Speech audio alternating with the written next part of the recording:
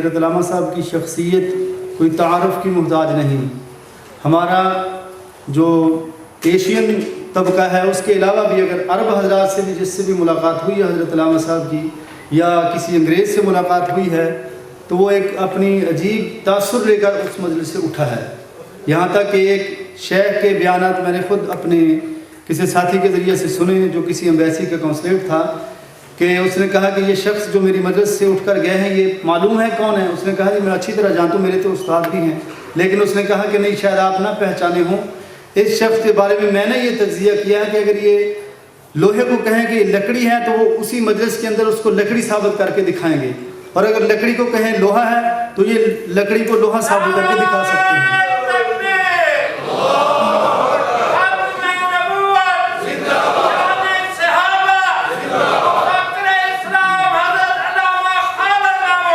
زندہ باد. تشریف لاتے ہیں ہمارے استاد, ہمارے مربی, ہمارے محسن اور ہم سب کے ساتھ محبت اور تعلق رکھنے والے حضرت علامہ ڈاکٹر خالد محمود صاحب. الحمدللہ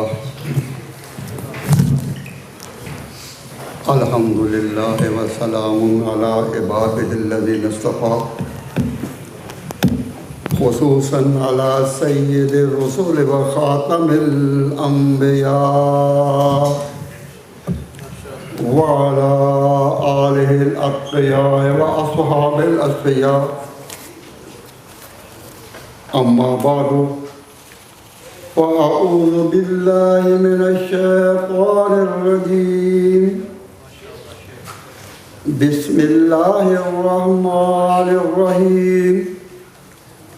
قل هذه سبیلی ادعو الی اللہ علی بصیرۃ انا ومن اتبعنی وسبحان اللہ ما انا من المشرکین.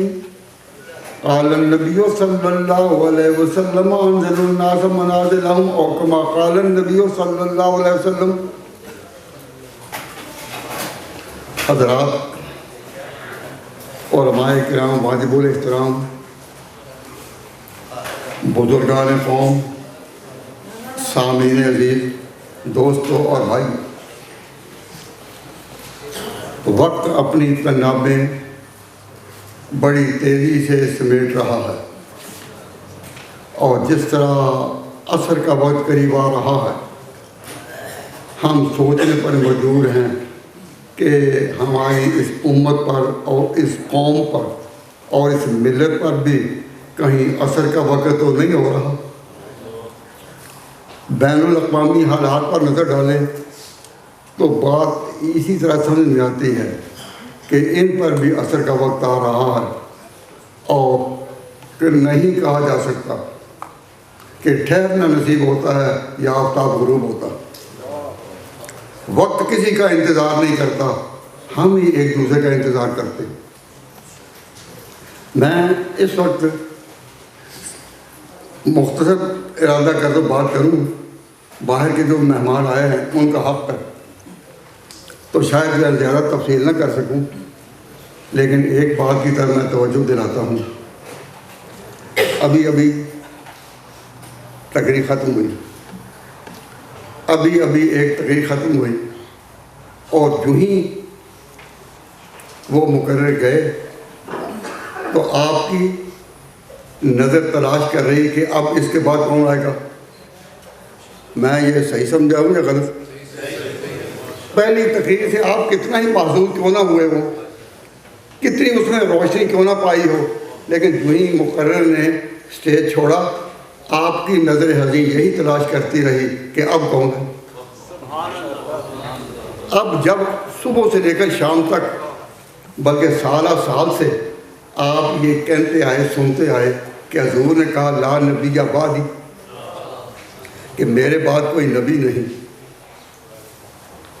یہ حدیث علماء کرام, شیخ الحدیث جو جلد کانفرنس کی صدارت کر رہے ہیں, انہوں نے اس حدیث کو لا نبی بعدی اس کو پڑھتے پڑھاتے 60-70 سال ہو گئے کہ نہیں.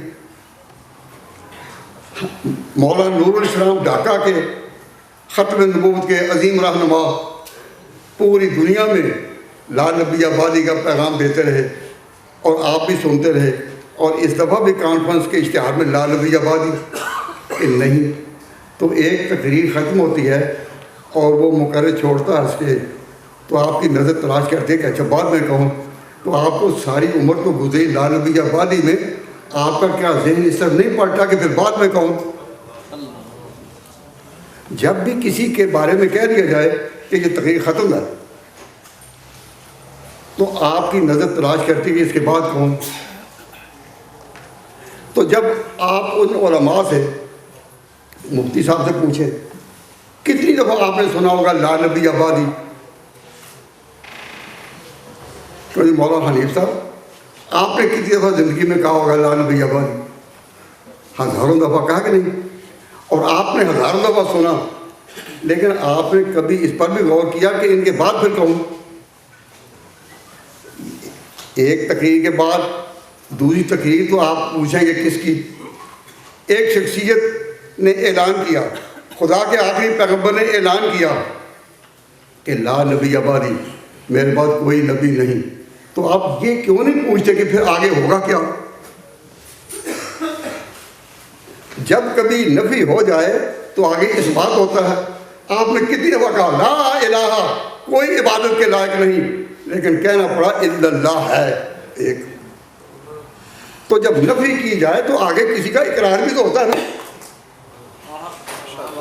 सारी उम्र गुजरी कहते हुए ला नबी आबादी, ला नबी आबादी।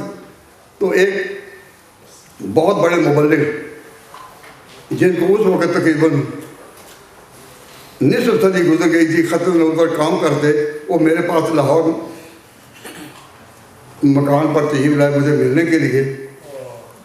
तो मैंने उनसे पूछा कि आपको 50 साल से ज़्यादा अरसा हो गया, पूरी दुनिया में ख़त्म नबूवत का नाम ले रहे हैं और इसके झंडे लहरा रहे हैं, बड़ा मुबारक है, अल्लाह ने आपसे जो काम दिया।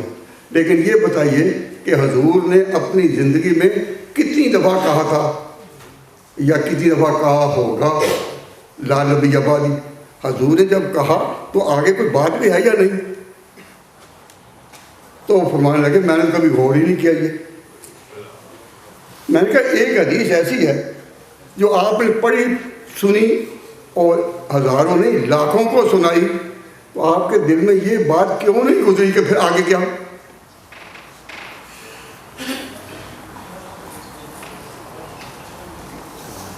मौलाना नूर अलैहिस्सलाम इस बात की शहादत देंगे कि ढाका में कितनी दफ़ा ये हदीस उलमा के मजमे में पढ़ी गई, लेकिन इससे आगे भी किसी ने कुछ पढ़ा?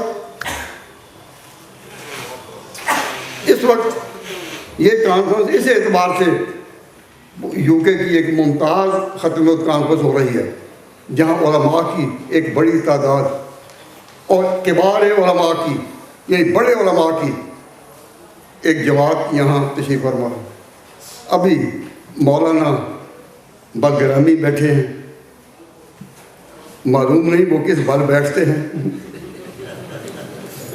लेकिन तवज्जो मैं दिला रहा हूँ कि जब हजूर ने कहा ला नबी आबादी, मेरे बाद कोई नबी नहीं, तो आपकी नज़र इधर क्यों नहीं पलटी? क्यों तलाश में नहीं है कौन? तो जब मैंने उन्हें कहा जो मेरे पास तशरीफ़ लाए, तो कह रहे हमने तो कभी ये सोचा नहीं। मैंने कहा सोचा नहीं, ये छोड़ो, कभी पढ़ा भी या नहीं? कहने लगे नहीं। मैंने कहा मैं दावे से कहता हूँ आपने पढ़ा, लेकिन गौर नहीं किया।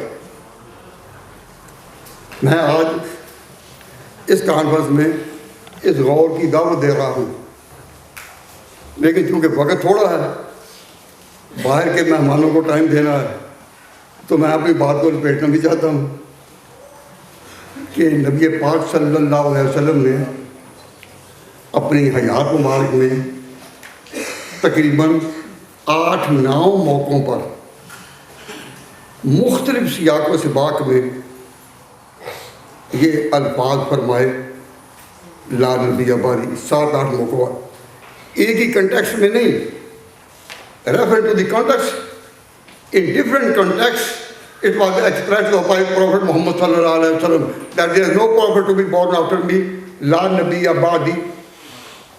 تو آپ نے اتنی دفعہ کہا اور ہر ایک میں مثلاً حضور ایک دفعہ جنگ تبوک کو جا رہے تھے اور پیچھے آپ نے اپنے گھر بار کی دیکھ بھال کے لیے حضرت علی کو جانشین مقرر کیا، تو حضرت علی نے کہا حضور میں پیچھے رہوں؟ حضرت علی مرزا تو حیدر کرار کہلائے، تو حیدر کرار تو وہی ہے جو میدان جنگ میں بار بار آئے جائے اور اس طرح پلٹتے رہے کہ جس طرح میدان کو اس کی تلاش نہیں، اس کو میدان کی تلاش۔ وہ علی مرزا حیران کہ حضور نے مجھے گھر میں، چونکہ ان کے قریبی رشتہ دار یہی تھے، بال بچوں کی دیکھ بھال کے لیے چھوڑا، تو کہا حضور اتخلفونی فی النساء والصبیان، آپ مجھے بچوں میں چھوڑ کر جا رہے ہیں، عورتوں میں؟ تو حضور نے کہا اما ترضیٰ ان تکون منی بمنزلۃ ہارون من موسیٰ، کیا تو اس سے راضی نہیں کہ تیری نسبت میرے ساتھ وہی ہے، تیری نسبت میرے ساتھ وہی ہے جو ہارون کی موسیٰ کے ساتھ تھی؟ کیا تو اسے خوش نہیں؟ لیکن اما ترضیٰ ان تکون منی بمنزلۃ ہارون من موسیٰ الا انہ لا نبی بعدی، مگر ہارون موسیٰ کے بعد پیغمبر ہوا، میرے بعد کوئی پیغمبر نہیں۔ تو ہارون کے قصہ کو بیان کرنے کے بعد کہا لا نبی بعدی۔ ایک دفعہ حضور صلی اللہ علیہ وسلم نے فرمایا کہ مثلی و مثل الانبیاء من قبل کا مثل رجل بنا بیتن، میری اور پہلے انبیاء کی مثال ہے کہ ایک بڑا محل بنا، بڑا محل، اور اس نے اس محل کو بڑا مکمل کیا، اکملہ و اجملہ احسنہ و اجملہ، اور کما قال صلی اللہ علیہ وسلم۔ لیکن ایک اینٹ کی جگہ اس محل میں خالی تھی، تو فرمایا میں وہ اینٹ ہوں جس نے محل کو مکمل کر دیا۔ تو اس وقت بھی آپ نے کہا لا نبی بعدی۔ ایک دفعہ حضور نے فرمایا کہ ان قدرت النبوت و رسالہ فلا نبی بعدی و رسول۔ ایک دفعہ اور بھی کہا، اور میں اس وقت ان علماء کے سامنے یہ بات عرض کرتا ہوں آپ سے، آپ سے نے جب کہا کہ ایک تقریر ختم ہوتی ہے تو پھر نظر تلاش کرتی ہے کہ اب کیا ہوگا، تو جب یہ اعلان ہوتا ہے لا نبی بعدی، تو اب کیا ہوگا؟ حضور اس سے غافل نہیں تھے۔ ہم مولوی تو غافل ہو سکتے ہیں کہ مولوی صاحب کو 50 سال لا نبی بعدی کا اعلان کرتے بھی نہیں پتہ چلا کہ حدیث کا مطلب کیا ہے، لیکن پیغمبر غافل نہیں ہو سکتا، غفلت ہم میں آ سکتی ہے۔ ان کا شعور بیدار ہے۔ تو میں بتانا یہ چاہتا ہوں کہ حضور صلی اللہ علیہ وسلم نے ایک دفعہ انبیاء بنی اسرائیل کا تذکرہ کیا، تو کرتے کرتے اس طرح بات کہی کہ پھر آپ نے کہا لا نبی بعدی۔ تو کچھ مقامات ایسے حدیث لٹریچر میں ملتے ہیں جس سے پتہ چلتا ہے کہ حضور کی زبان مبارک سے کتنی دفعہ یہ بات کہی گئی۔ اب ایک حدیث میں پڑھتا ہوں، اس میں دیکھیے فرمایا نبی پاک صلی اللہ علیہ وسلم نے کانت بنو اسرائیل تسوسهم الانبیاء کلما ہلک نبی خلفہ نبی وانہ لا نبی بعدی وسط۔ حضور نے فرمایا کہ انبیاء بنی اسرائیل پہلے جو گزرے ہیں، انبیاء بنی اسرائیل جو پہلے آئے، وہ تورات کے مطابق فیصلے دیتے رہے، زمانہ بدلتا رہا، زمانہ پلٹیاں کھاتا رہا، تقاضے مختلف ہوتے رہے، اور انبیاء بنی اسرائیل تورات کے مطابق فیصلے کرتے رہے۔ قرآن پاک میں بھی اس کی تصدیق موجود ہے۔ مفسر قرآن بہتر اس بات کو سمجھیں گے۔ قرآن میں ہے اللہ تعالیٰ انا انزلنا التوراۃ فیہا ھدی و نور، ہم نے تورات میں بھی ہدایت اور نور اتارا تھا، یحکم بہا النبیون، بعد میں آنے والے نبی اسرائیلی اس تورات کے مطابق فیصلے کرتے رہے۔ تو حضور نے یہ جو قرآنی آیت تھی، اس کی روشنی میں حضور نے فرمایا کہ انبیاء بنی اسرائیل انبیاء بنی اسرائیل اس طرح چلتے رہے، کلما ہلاک نبیون، جب کبھی کوئی نبی فوت ہو گیا خلفہ نبیون، تو کوئی نبی جانشین ہوا۔ جب نبی فوت ہو جائے تو پھر جانشین کون ہوتا ہے؟ جزاک اللہ، کیا جواب دیا؟ نبی جب فوت ہو جائے تو جانشین نبی ہوتا ہے۔ تو جب حضور نے کہا کہ میرے جانشین علماء ہوں گے تو پھر کوئی نبی ہو سکتا ہے؟ نہیں سمجھے؟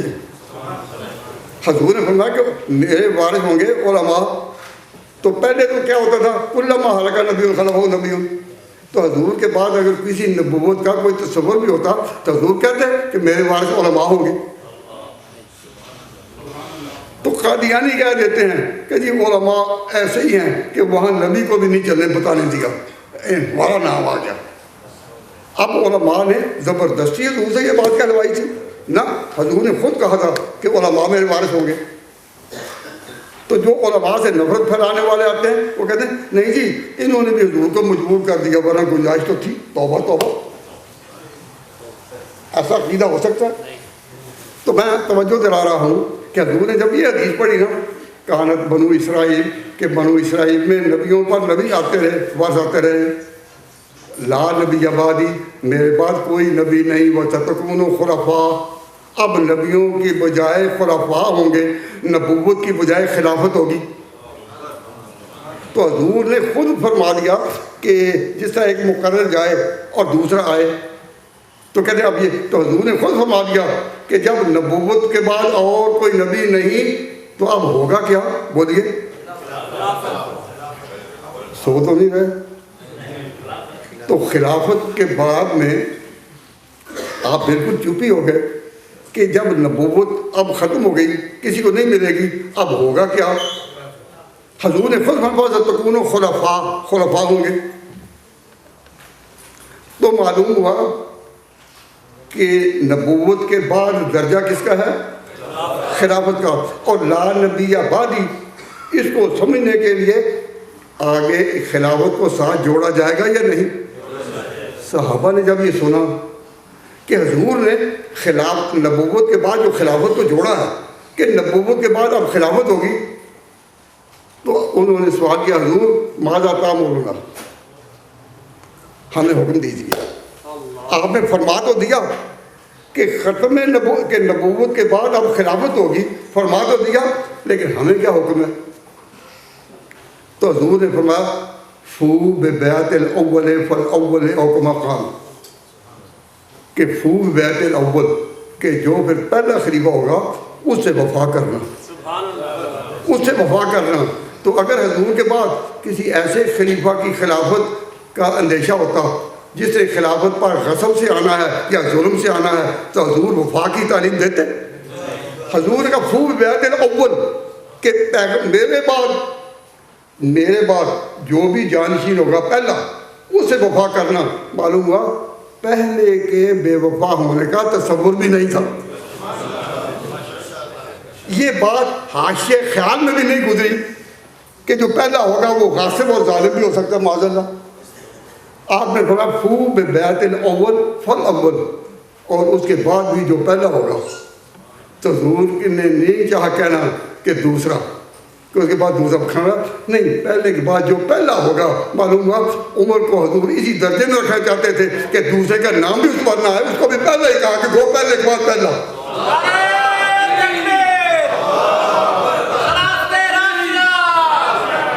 تو جس نبی کی نے ہاں عمر کا یہ مقام ہو۔ اب میں بات جو مختصر کرنا چاہتا ہوں، پھر آپ سے عرض کرتا ہوں، حضور نے فرمایا لا نبی بعدی، میرے بعد نبی کوئی نہیں، تو ہوں گے کون؟ ابو بکر عمر۔ بھئی یہ جو حدیث کیا بتا رہی ہے، وہ کون ہوں گے؟ ابو بکر عمر ہوں گے۔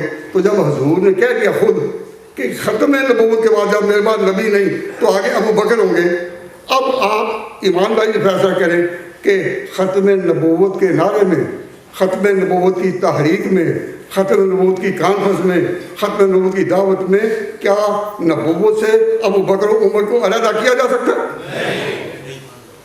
کیوں؟ اس لیے کہ جس کو پیغمبر نے جوڑا کون توڑے؟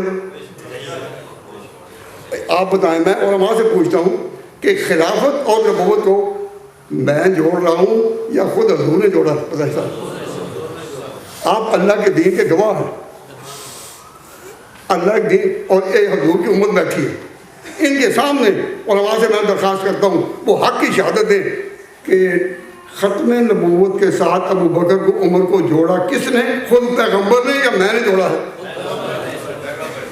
میں نے ابھی مولانا عبدالعلیم صاحب فاروقی تشریف فرما تھے، تو وہ انڈیا جا رہے ہیں، تو میں نے ان کو کہا تھا، میں نے ان کو یہ بات اپنے بیٹھے بیٹھے بتائی، تو میں نے کہا کہ میں یہ بات غلط سمجھا ہوں کہ پیغمبر نے ختم نبوت کے ساتھ جوڑا ابو بکر عمر کو؟ کہتے ہیں نہیں۔ تو میں نے کہا پھر آپ کا فرض ہے، اگر آپ میرے ساتھ متفق ہیں تو ہندوستان جا کر آپ کم از کم 1 سال تک لوگوں کو یہ بتاتے رہے کہ پیغمبر نے ختم نبوت کے ساتھ ابو بکر عمر کو جوڑا ہے۔ انہوں نے میرے ساتھ وعدہ کیا ہے، اور میرا خیال ہے کہ برگرامی صاحب بھی جب انڈیا جائیں گے تو یہ بھی اپنے حلقہ فکر میں اور حلقہ بیان میں اس بات کو پھیلائیں گے۔ اگر صحیح نہیں، اگر صحیح سمجھتے ہیں، اگر صحیح نہیں تو ابھی بات کہیں، میں اس کا جواب دوں گا۔ میں ہمیشہ نقد کا قائل ہوں، ادھار کر نہیں۔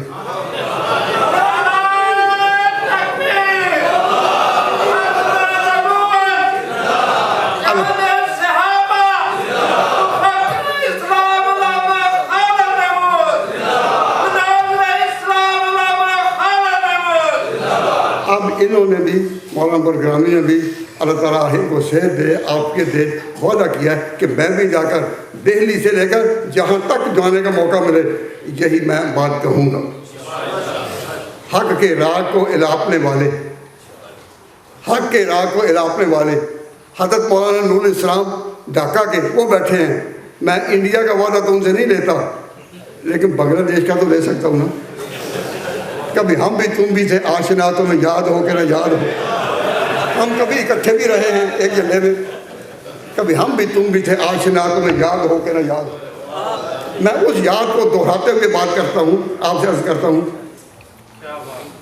بھائی یہ میرے لیے نہیں، آپ حق کے لیے خدا گواہ بنا کر کہیں اس مجلس میں کہ ختم نبوت سے ابو بکر و عمر کو جدا کیا جا سکتا ہے؟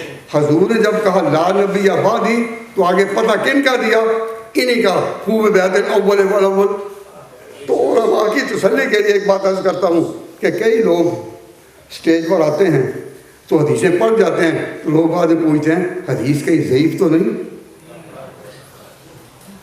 کہیں حدیث کوئی ضعیف تو نہیں، کہ حضور نے جب جوڑا ہے تو یہ حدیث کہیں ضعیف تو نہیں؟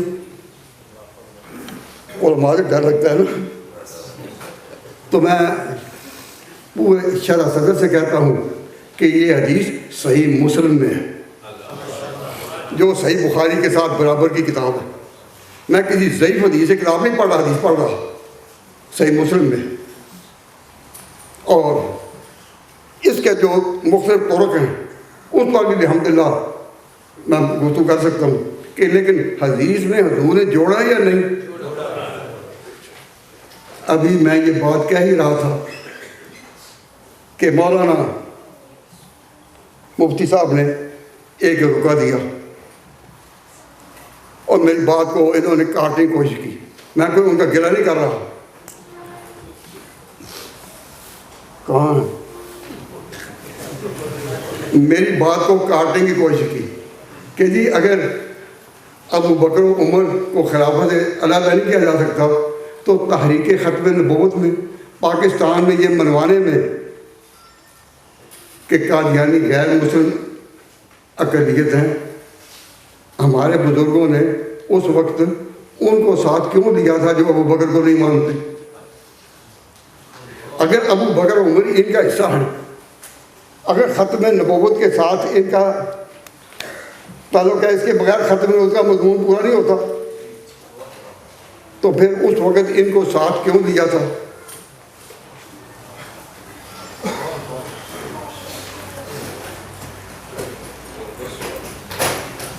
بات میں ادبی طور پر کہہ جاؤں گا، شاید سارے نہ سمجھ سکے کہ بھائی بات کہیں کہ ہم نے لیا تھا یا وہ خود ساتھ چلے تھے.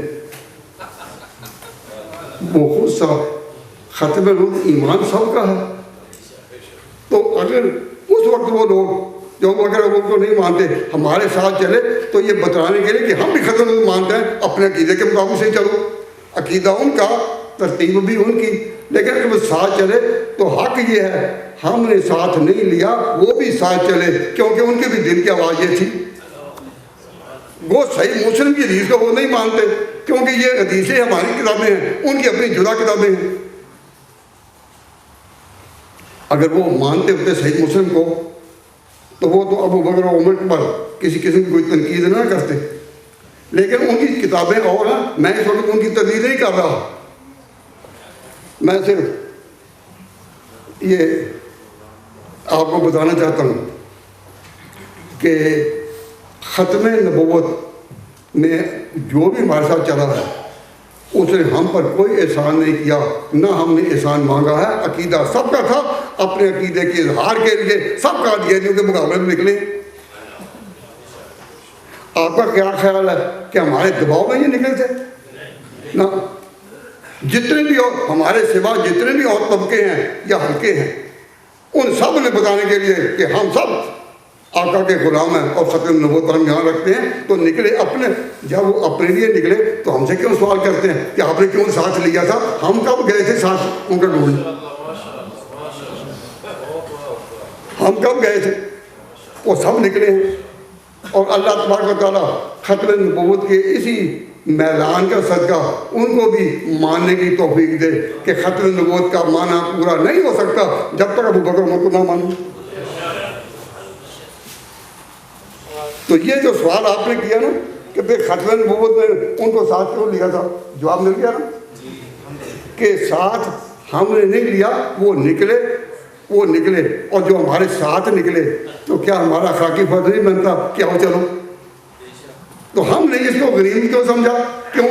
اس لیے کہ اسمبلی ایک جگہ ایسی ہے جس کو کہ قومی آواز کہتے ہیں. اسمبلی ایسی جگہ کا نام ہے جس کو قومی آواز کہتے ہیں. تو ہماری قوم میں, اس ملک میں وہ باشندے تو ہیں, ان کے نمائندے بھی ہو سکتے ہیں, ان کے ممبر بھی الیکٹ ہو کر وہاں آ سکتے ہیں. تو جب کوئی قومی سطح پر بات اٹھائی جائے تو پھر اسمبلی میں اس چیز کو پاس کرنا ضروری تھا. اس لیے اسمبلی میں جو بھی آئے, اگر کوئی اس وقت عیسائی بھی ممبر بیٹھا ہوا ہو تو اس کو بھی ہے کہ ادھر یا ادھر ووٹ دیں. تو ان کو ساتھ جو لیا تھا وہ اسمبلی کے مارکے کے لیے لیا تھا, وہ ایک قومی مارکے کے لیے لیا تھا. تو اس کا معنی یہ نہیں کہ ہمارا عقیدہ جو ہے ختم نبوت کا ہم اس کے بارے میں کھل کر بات بھی نہ کر سکیں. بھائی جب تحریک چلنی ہو یا تحریک چلانی ہو یا اسمبلی کو مخاطب کرنا ہو تو اس وقت تو مسئلت ہے کہ ہم ساتھ ان کے ہو جائیں یا وہ ہمارے ساتھ ہو جائیں. لیکن جب ہم اپنے بھائیوں میں بیٹھے ہوں تو ہم اپنے بھائیوں کو اپنے عقیدے کی تعلیم دیں یا اسی اشتراک کے بھنور میں ڈوب جائیں. دوسروں سے مل کر آنا ایک تحریک ہوتی ہے, اس کے پیچھے سیاسی حکمت ہوتی ہے, پولیٹیکل وزڈم ہوتی ہے, تو اس میں جانے میں کوئی حرج نہیں, ہم وہ کریں. لیکن جب ضرورت ہو اس وقت تو حکمت کا کوئی پالیسی اختیار کی جائے, اس کا انکار نہیں. لیکن جب اپنے عقیدے کو بیان کرنا ہے تو ختم نبوت پر میں جب اپنا عقیدہ بیان کروں یا آپ کو آپ کا اپنا عقیدہ بتاؤں صحیح مسلم کی حدیث کے پیش نظر, تو ختم نبوت کو خلافت سے جدا کیا دو, ختم نبوت کو خلافت سے جدا, اور کھول کر کہوں کہ ختم نبوت کو ابو بکر عمر سے جدا نہیں کیا جا سکتا. اور حضور نے خود جب کہا کہ میری سنت پر چلو تو آپ نے کہا علیکم بسنتی و سنت الخلفاء الراشدین. یہ وہ حدیث ہے, یہ اور ہے, اور اسی کی تائید میں ہے علیکم بسنتی و سنت الخلفاء الراشدین. تو پیغمبر نے یہاں اپنی سنت کے ساتھ کن کو جوڑا؟ خلفاء راشدین کو. تو ہم جب اپنے ہاں بات کر رہے ہیں تو ہم محسوس بھی کرتے ہیں اور منہ سے بھی کہتے ہیں اعلان بھی کرتے ہیں، ایکسپریس بھی کرتے ہیں کہ ہم اہل سنت والجماعت ہیں اور صحابہ کرام کے نقش قدم پر چلنے والے ہیں۔ اب جو لوگ اس میں ہمارے ساتھ چلیں ہم ان کو بھی اپنی باتیں بتائیں۔ کیا اب اس وقت مسلمانوں میں یہ بات پھیلانی کہ اس وقت ہم ان کو ساتھ لے کر چلے تھے تو ہمارے بزرگ کیوں چلے تھے؟ اس کا جواب یہ کہ اس وقت کے حالات، ہاں یہ جو تھا نا کہ اس وقت کے حالات تھے۔ تو مسئلہ کتابوں فقہ میں لکھا ہے کہ فتویٰ حالات کے مختلف ہونے پر بدل جاتا ہے۔ جب اسمبلی میں پیش ہونا ہو، جب سرکار برطانیہ کی ہو یا سرکار ایک قومی سطح کی ہو یا انڈیا کی بات ہو یا پاکستان کی، تو ساتھ لینے میں جو حکمت تھی اب وہ یہاں حالات نہیں، تو حالات مختلف ہو جائیں تو فتویٰ مختلف ہوتا ہے۔ فتویٰ تختلف بے اختلاف الازمان، زمانے بدلیں فتوے بدلتے ہیں۔ ایک بچہ تھا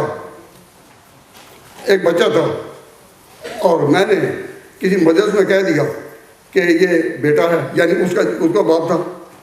زمانہ گزرتا گیا، وہ بیٹا بڑا بھی ہو گیا اور اس کا بھی آوا ایک بچہ اس کے ساتھ تھا، سر پر ہاتھ رکھا ہوا تھا۔ تو میں نے اسی کو، جس کو میں نے کہا تھا نا کہ یہ بیٹا ہے، تو میں نے کہا یہ باپ ہے۔ تو جب کہا تھا بیٹا ہے وہ بھی ٹھیک کہ بیٹا تو اس کا تھا، اور جب میں نے کہا یہ باپ ہے تو باپ اس کا ہے جس کے سر پر اسے ہاتھ رکھا ہوا۔ تو اگر ایک ہی شخص پر باپ کا بھی اور بیٹے کا لفظ بھی آ سکتا ہے تو ہم نہیں کہہ سکتے کہ اس وقت جو ہم نے ساتھ لیا تمہارے کہنے پر یا وہ خود ساتھ چلے، اس وقت کا تقاضا تھا، اس وقت کے حالات تھے۔ اب اللہ تعالیٰ نے فضل فرمایا اور وہ منزل گزر چکی۔ اب ہم اپنے بھائیوں کو اسی انتظار میں کہ اس وقت ساتھ چلے تھے اور کہ اپنا عقیدہ بیان ہی نہ کریں۔ میں نے جو عقیدہ بیان کیا ہے اللہ کو گواہ کر کہتا ہوں کہ اہل سنت والجماعت کا 1400 سال کا سرمایہ میں نے آپ کے سامنے 2 لفظوں میں رکھ دیا۔ اور کتاب آدم، یہ میری کتاب ہے عقیدۃ العالم۔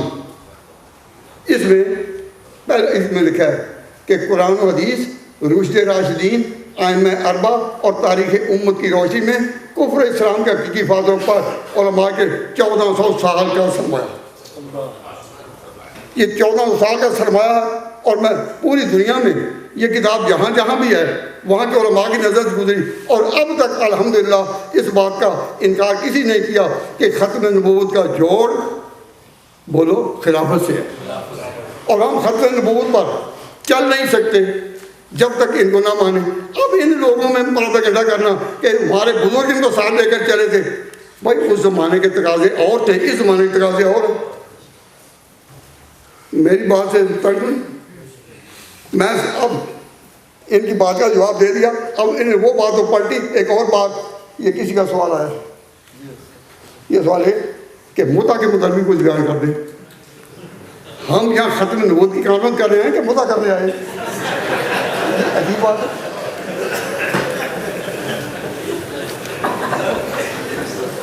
مولانا چلے گئے، مولانا عبدالعلیم صاحب، وہ لکھنؤ کے ہیں، تو لکھنوی زبان ان کی سن کر بڑا لطف آ رہا۔ بڑی دیر کے بعد لکھنوی زبان سنی، اور لکھنوی زبان بھی اور لکھنوی ادا بھی سنی۔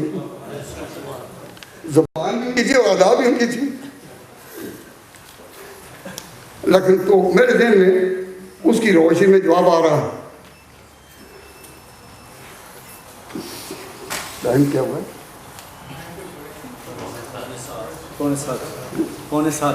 اچھا، وقت زیادہ ہو رہے تھے، میں ڈر بھی رہا ہوں۔ تو اب یہ بات کرتے ہیں، تو آپ الحمدللہ سارے اردو سمجھ رہے ہیں۔ وہ تقریریں بھی انگریزی میں مولانا ممتاز الحق صاحب کی بھی اور طارق محمود صاحب کی بھی ہو گئی، اور ابھی تقریر اس پر کچھ ہوگی اردو میں، لیکن ڈھاکہ کے مولانا کی بھی ہوگی۔ لیکن میں آپ سے یہ عرض کرتا ہوں، ان کی لکھنوی ادا میں لکھنوی زبان سے میں تعبیر کرتے ہوئے آپ سے پوچھتا ہوں، آپ اردو جانتے ہیں؟ بولو بھائی، جانتے ہیں؟ یعنی وائف کو اردو میں یا زوجہ کو اردو میں کیا کہتے ہیں؟ بھائی اب تو کہہ دو وہ سن تو نہیں، وہ لوگ ڈرتے ہیں، اور کس سے نہیں ڈرتے، اسی سے ڈرتے ہیں۔ تو بیوی کو کہتے ہیں رفیقہ حیات، کیا کہتے ہیں؟ نہیں کہتے؟ یہ سنا ہے کہ نہیں؟ اردو والے، دہلی کی زبان والے کوئی رفیقہ حیات بیوی کو کہتے ہیں یا نہیں؟ تو رفیقہ حیات کا معنی کیا ہے؟ کہ جو بیوی ہے وہ زندگی بھر کے لیے بیوی ہے، جو بیوی ہے وہ زندگی بھر کے لیے بیوی ہے۔ نہیں سمجھے؟ یہ نکاح ایسا رشتہ ہے کہ اب اس کو یا موت کاٹ سکتی ہے یا طلاق۔ خامن بیوی کا جو رشتہ ہے اس کو کون سی چیز کاٹ سکتی ہے؟ یا موت یا طلاق، اور تو نہیں، اسی لیے اس کو کہتے ہیں پوری رفیقہ حیات۔ تو آپ نے بیوی کا ترجمہ کہیں بھی سنا کہ رفیقہ دو رات؟ جو بیوی ہے وہ حیات کی بیوی ہے، دو رات کی تو نہیں۔ اب اگر کہیں اردو والوں میں، لکھنؤ والوں میں یا حیدرآباد دکن کی بھی ایک اردو اپنی ہے، میں کہتا ہوں اردو زبان کی جتنے بھی محل بتائے جاتے ہیں اور ان کے سیاق ٹکرائے جاتے ہیں، ان سے پوچھو کہ کسی نے اب تک بیوی کا ترجمہ یہ کہا کہ بھی کیا ہو کہ رفیقہ دو رات؟ کیا ترجمہ ہے رفیقہ کا؟ انس کا، بیوی کا، زوجہ کا؟ رفیقہ حیات۔ معلوم ہوا اسلام میں بیوی کا تصور یہی ہے کہ وہ باحیات ہے، حیات کے لیے ہے، چند دنوں کے لیے نہیں۔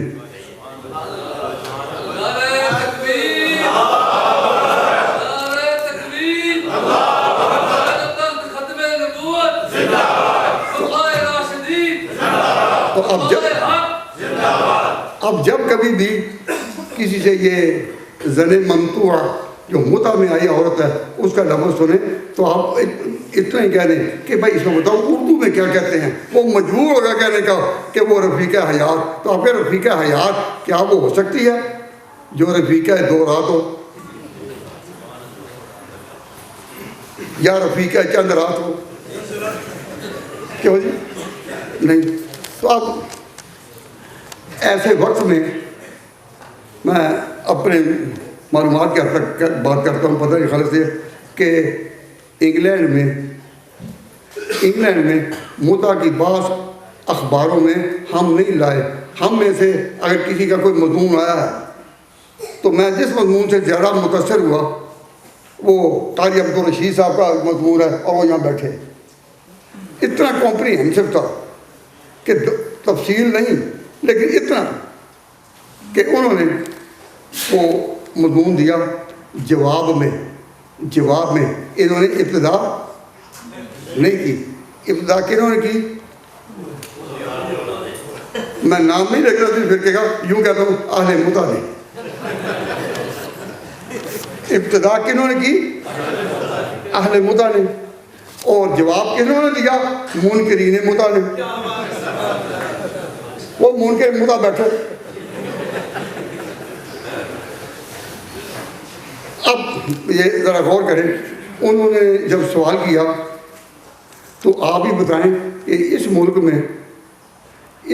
میں فضا ایسی ہے کہ یہاں متع کے مطلب چھیڑا جائے؟ تو انہوں نے کیوں چھیڑا؟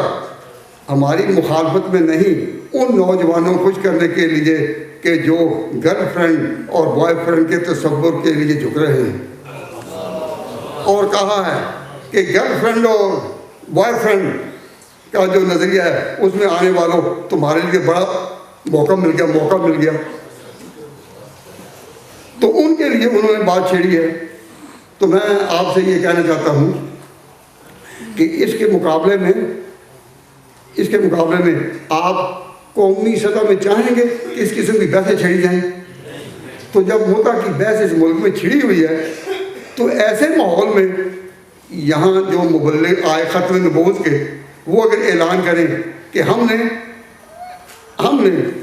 حضرت ابوبکر و عمر کے نہ ماننے والوں کو ساتھ لے کر چلنا ہے، تو ہم پوچھ سکتے ہیں کہ کیا یہ ایسے وقت میں آپ کو بات کرنے کی ضرورت تھی جبکہ متع کے ساتھ اخباروں میں بیانات دیے جا رہے تھے؟ وہ شاخ گل پہ دمدموں کی دھن تراشتے رہے، وہ شاخ گل پہ دمدموں کی دھن تراشتے رہے، نشیمنوں سے بجلیوں کا کارواں گزر گیا۔ اہل سنت کے عقیدے کو جھٹکا دینے کے لیے بجلی کا کارواں آیا اور اس طرح سے چلا، تو بجائے اس کے کہ اپنے عقیدے کا وہ تحفظ کریں۔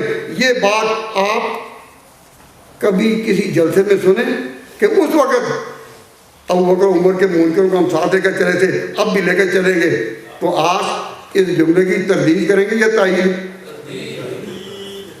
ایسی اس کی تردید کریں۔ آئندہ سے ان لوگوں کو جو تک نہ ہو کہ کسی مدرسے میں یہ کہیں کہ اس وقت ساتھ لے کر چلے تھے۔ حالات وہ تھے موجودہ حالات میں، جب کہ بنی مطع بیان پر بیان دے رہے ہیں اور مضمون پر مضمون آ رہا ہے، ہم اس طرح کیوں چلیں؟ برادران اسلام، میں پھر مجھے افسوس ہے کہ مجھے وقت اس دیا تھا جب مجھے وقت ختم ہوتا معلوم ہو رہا ہے۔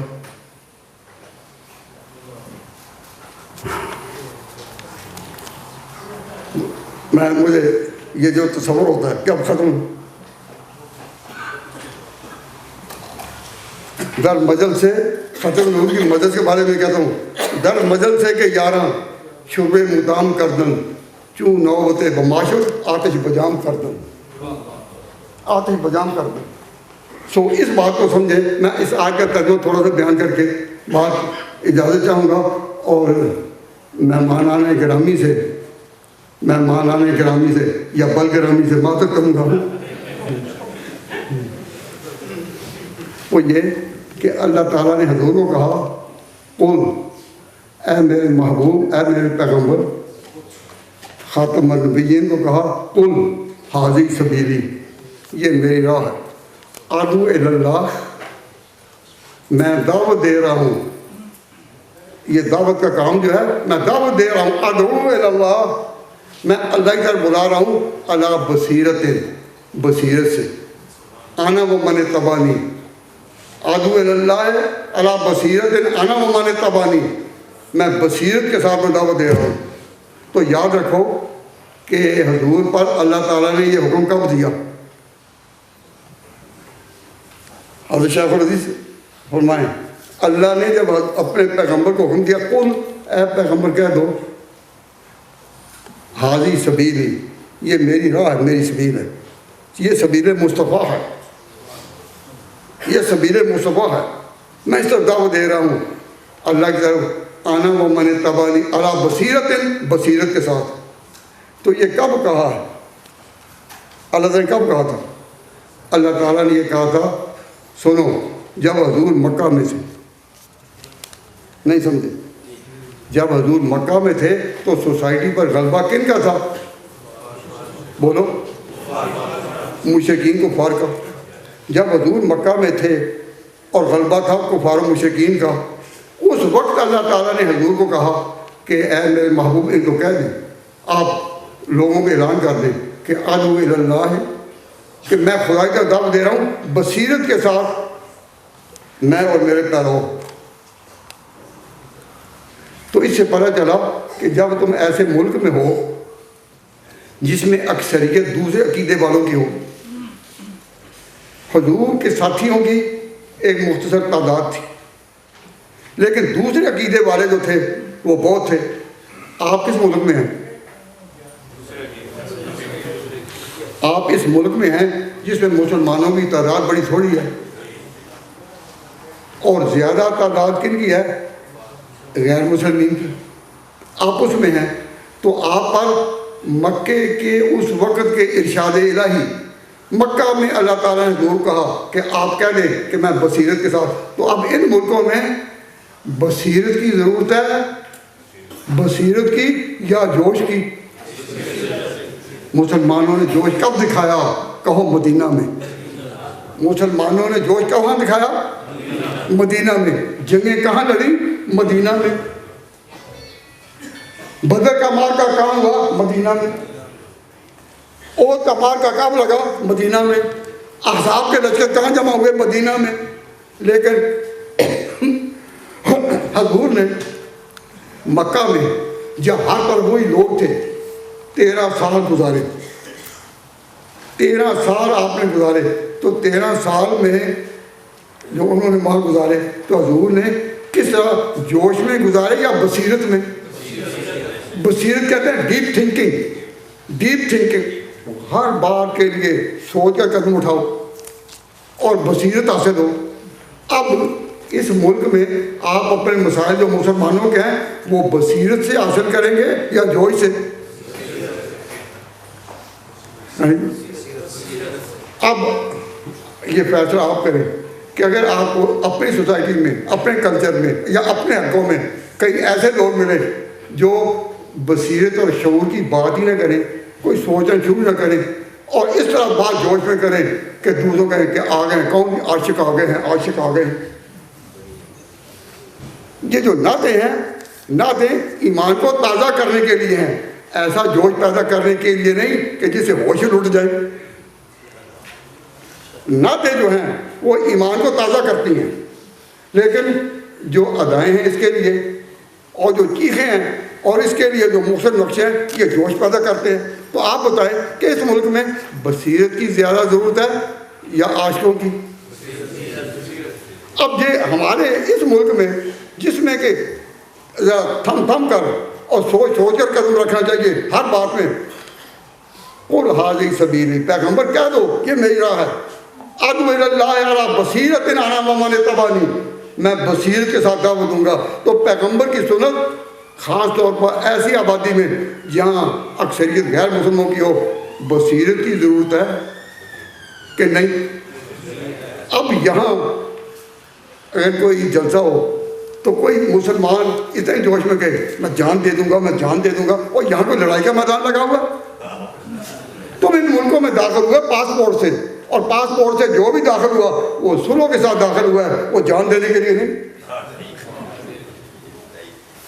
میں ان کی جان کو کوئی واپس نہیں کر رہا لیکن میں اپنا تبصرہ تو کرنے کا حق ہے نا مجھے کہ جان دے دیں گے۔ مجھے ایک چھوٹا سا واقعہ یاد آیا، جب جرمنوں میں اور ان میں سیکنڈ گریٹ ورلڈ وار تھی، تو ان کے اس وقت کے وزیر اعظم تھے مسٹر چرچل۔ تو چرچل نے اپنے وقت میں جب کوئی فوجیوں کو ریکروٹ کرنا تھا، لوگوں کو شامل کرنا تھا، تو کچھ فوجی آئے جو کینڈیڈیٹ تھے، تو انہوں نے اس نے یا ان کے ساتھی نے جو ریکروٹ آئے نا، تو ان سے ایک سے پوچھا کہ بھائی تو فوج میں آنے کے لیے اپلیکینٹ کیوں ہے؟ یہ انٹرویو میں پوچھا۔ اس نے پہلے سوچا ہوا تھا کہ جواب دوں ایسا کہ نہ ہو ہی نہ سکے، اور کہا تو چرچل نے پوچھا یا اس کا جو ریپرزینٹیو تھا اس نے سوال کیا کہ بھائی بیٹا تم جو فوج میں بھرتی ہونے کے لیے اپنے آپ کو پیش کر رہے ہو یہ کس لیے؟ تو اس نے سوچا ہوا جواب دیا، میرا دل چاہتا ہے کہ میں اس زمین کے لیے جو میرے وطن کی زمین ہے جان قربان کر دوں، میں اس زمین کے لیے جان قربان کر دوں۔ تو چرچل بڑا دانائے راز تھا، اس نے اس ساتھی کو کہا جو انٹرویو لے رہا تھا کہ اس کو ابھی سے علیحدہ کر دو، یہ ہمارے لائق نہیں۔ پوچھا کیوں؟ کہا کہ جب یہ کہتا ہے کہ میں اس زمین پر جان قربان کر دوں تو اس زمین پر جان قربان کر کے ہم کو کہاں یہ چھوڑ جائے گا؟ ہمیں تو وہ فوجی چاہیے جو کہے کہ میں بچاؤں گا اس زمین کو، اور جو کہے میں اس زمین پر جان قربان کر کے ہمیں کس کے سپورٹ کرے گا؟ یہ وہ فوجی۔ ایسے فوجی اگر ہمارے پاس ہوں جس طرح کہ ہماری ملت میں آج کل عاشق ہے کہ جہاں کہیں حضور کی صفت و ثنا کا موقع کہتے ہیں عاشق آ گئے، عاشق آ گئے، اور ہمیں کہا جاتا ہے یہ بزرگوں کو مانتے ہی نہیں۔ تو میں اپنی صفائی کے لیے تو نہیں کہہ رہا، لیکن اس ملک میں آپ نے اپنی سوسائٹی کو چلانا عاشق بن کر ہے یا بصیرت کے ساتھ؟ قرآن کیا کہتا ہے؟ اور یہ آیت علی بصیرت کہاں اتری؟ کہو مکہ میں۔ کہاں اتری؟ اور سورہ یوسف کے آخر حصے میں ہے۔ تو پیغمبر کا تو ارشاد ہے کہ حالات کا رخ کرو۔ حضور نے فرمایا انزل الناس منازلہم، کہ جس درجے میں لوگ ہو وہ بات ان کو سکھاؤ۔ تو میری آخری بات اس وقت میں یہ ہے کہ ختم نبوت کے بارے میں ہمارا عقیدہ یہ ہے اور آپ کا بھی یہی ہوگا کہ ہم اس کے محافظ نہیں ہیں، ختم نبوت کے ہم محافظ ہیں۔ اللہ ختم نبوت کی حفاظت خود کر چکا۔ سارے لوگ جھوٹا نبوت کا دعویٰ کر دیں، حضور کی ختم نبوت پر کوئی زد نہیں پڑتی، کوئی نہیں پڑتی۔ اللہ تعالیٰ نے آپ کو مقام دیا، جو اللہ نے مقام دیا کوئی لے سکتا ہے؟ تو ختم نبوت کے بارے میں اپنے آپ کو کہنا کہ ہم اس کی حفاظت کریں گے نا، اس کی اللہ نے حفاظت کی ہوئی ہے۔ اور یہ بات علماء سے بھی میں یہ کہتا ہوں کہ یہ نہ کسی حلقے میں کہیں کہ ہم ختم نبوت کی حفاظت کر رہے ہیں۔ یہ کون ہے جی یہ ختم نبوت کی حفاظت کرنے کے لیے میدان میں آنے والا اداکار ہے؟ واہ واہ واہ واہ واہ، یہ کوئی ٹھیک ہے؟ اس کی مثال اس طرح ہے کہ اگر سارے ہی لوگ ہندو ہو جائیں، بت پرست، تو خیال کیا خدا کی توحید جو ہے اس کا کوئی بگاڑ سکیں گے؟ وہ تو ہے ہی وحدہ لا شریک۔ سب کے بت پرست ہونے سے، سب کے بت پرست ہونے سے اگر خدا کی توحید نہیں بگڑتی تو جھوٹے مدعیان نبوت 10 کیا 1000 بھی ہوں، حضور کی ختم نبوت نہیں بگڑتی۔ تو جب حضور کی ختم نبوت اپنی جگہ ہے قائم اور وہ کوئی بگاڑ نہیں سکتا، تو پھر ہمیں کوئی سوال پوچھے کہ پھر آپ یہ کانفرنسیں کیوں کرتے ہیں؟ اگر ختم نبوت کا کچھ بگڑتا نہیں تو یہ کانفرنسیں کیوں کرتے ہیں؟ تو ہم جواب میں عرض کریں گے، ہم حضور پر کوئی احسان نہیں کر رہے، اور جو سرمایہ ہے علم دین کا، فقہ اور حدیث کی کتابوں میں، ہم اس پر کوئی احسان نہیں کر رہے۔ ہم تو عقیدہ رکھتے ہیں کہ ختم نبوت کا محافظ اللہ ہے، اور صحیح روایات کے ساتھ یہ ذخیرہ کتابوں میں آ چکا۔ ہم تو اس لیے کانفرنسیں کرتے ہیں کہ اپنے مسلمان بھائیوں کو قادیانیوں کے فتنے سے بچائیں۔ قادیانیوں کا فتنہ ہمارے عقیدوں کو تو زخمی کر سکتا ہے، لیکن حقیقت میں ختم نبوت کو تو زخمی۔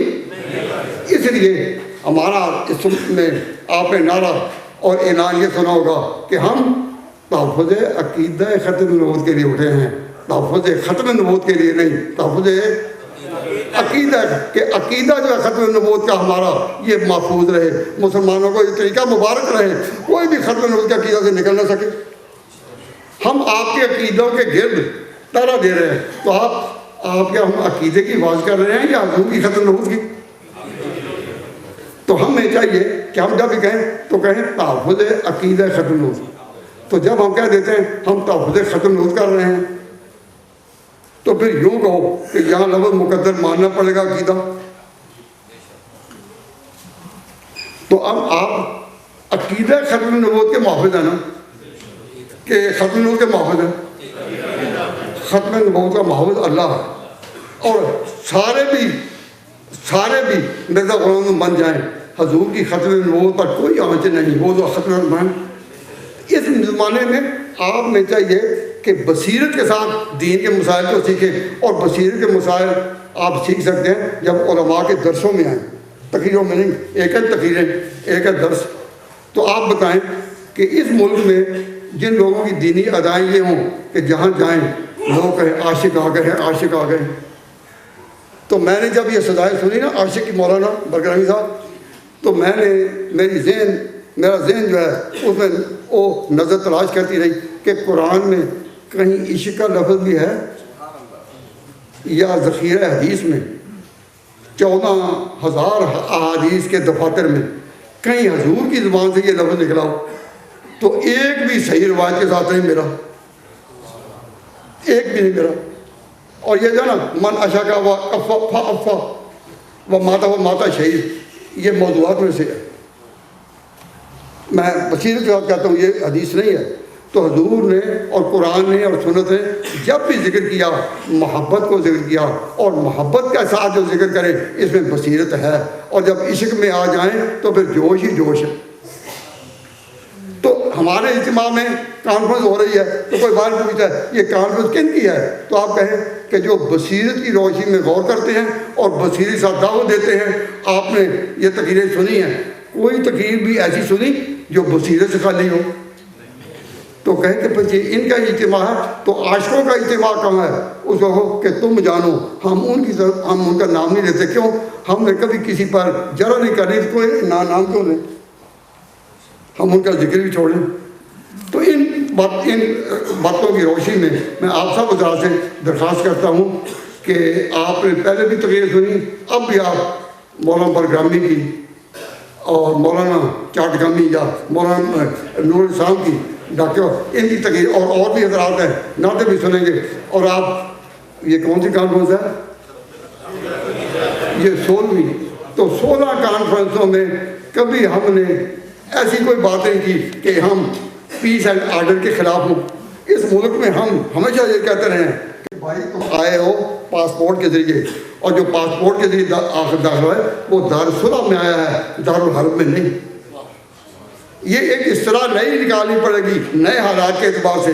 لیکن پیس اینڈ آرڈر اور اس ملک کے وہ قوانین، ملک کے وہ جو ہمیں دین کے راستے میں رکاوٹ نہیں بنتے، ہم ان کا احترام کرتے ہیں اور ہم اپنے دین پر قائم رہیں.